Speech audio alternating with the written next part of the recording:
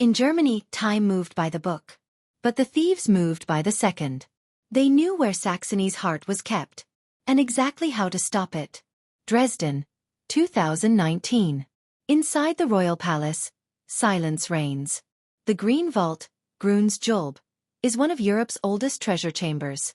Gold, diamonds, sapphires, artifacts dating back to the 1700s, sealed behind bulletproof glass and motion sensors.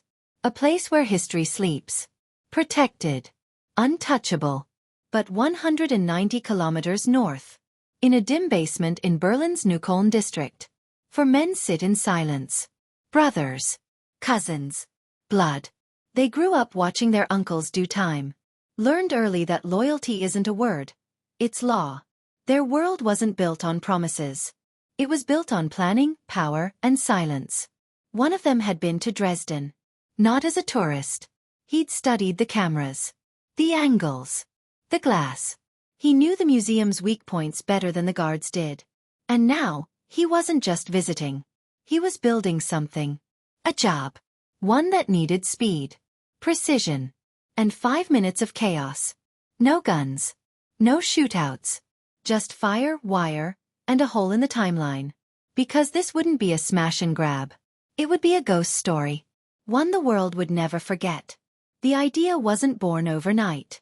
It was passed between whispers, at hookah lounges, late-night garages, and family barbecues where no one talked too loud.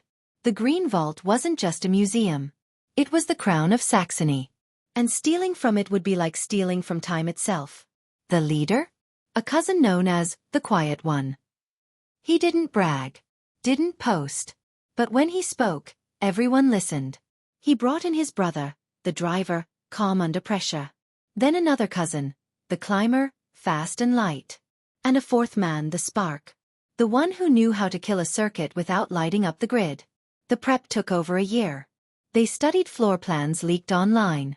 Tracked guard rotations. Even measured streetlight cycles near the palace. Dresden was mapped down to the second. And then came the test run. A car was torched in a quiet alleyway. Days before the heist. It was a decoy, a way to time emergency response. 8 minutes. Too long. That was the window. They scouted the palace at night. Walked the perimeter like tourists. One even slipped inside during opening hours. Counted steps from the window to the showcase. Photographed reflections in the glass. Everything was recorded, not on paper, but in muscle memory. The getaway route was practiced. Over and over. From the Elbe River to a quiet underpass, where a second car would wait. License plates swapped. Clothes burned.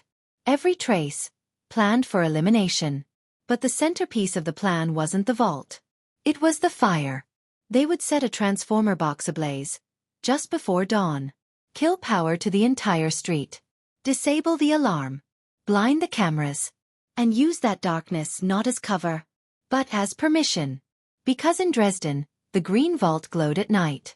But on that morning, it would go dark. November 25, 2019. 4:46 a.m. The city slept. But under the shadows of the Residenzschloss, the old royal palace, the timeline was already unraveling. A stolen Audi S6 rolled into the old town, headlights off. Inside, 4 men in black. Gloves. Masks. Radios set to silence. Every movement rehearsed. Every second counted. At 4:57 a.m., flames erupted in a nearby power junction. A fireball lit up the street, just long enough to distract. And then, total blackout. The museum's alarms flickered. Cameras blinked. And the Green Vault went silent. They moved. The car screeched to a halt at a small grill gate, welded shut by design. But not this morning. A hidden saw sliced through steel in seconds. They rushed the courtyard. One man scaled a small window, measured to the centimeter, and dropped inside. 4:59. Glass cutters came out. The display was triple sealed. Infrared sensors. Pressure triggers. But the blackout made it blind. They attacked fast. Axes. Blades. Precision strikes. No panic. No chaos. This wasn't rage. This was choreography. Inside that glass. Saxony's crown jewels. The 49-carat Dresden white diamond. A breast star encrusted with hundreds of flawless stones. An 18th-century sword with a hilt carved from diamonds. Uninsured. Priceless. They took everything they could carry. But only what they had studied. Pieces chosen for their portability. Their anonymity on the black market. No large paintings. No sculptures. Just cold, hard brilliance. 5:02 a.m. They were gone. Back through the window. Into the Audi. 5 minutes in total. From ignition to vanish. And by the time the first patrol car arrived, the only thing left behind was shattered glass. And a legend in the making. By 5:15 a.m., Dresden police had sealed the area. But they were already too late. The car was gone. The jewels were gone. And the cameras? All blacked out. The fire had done its job. But cracks were forming. Not in the plan, but in the silence. At 5:28 a.m., the Audi was found. Burning in an underground garage in Neustadt, just across the river. A second car had clearly been waiting. But in their haste, they left something behind. Metal fragments. A partial tool. And a single glove. It wasn't much, but it was enough. DNA pulled from that glove led to a familiar name. A young man tied to an infamous Berlin crime family. The Remmos. Already known for a string of high-profile heists, including the 2017 theft of a giant gold coin from a Berlin museum. Same playbook. Same precision. Same silence. Investigators widened the net. Taps were placed. Surveillance intensified. But the crew had scattered. Some disappeared across borders. Others melted back into the Neukölln underground. Still, mistakes started to surface.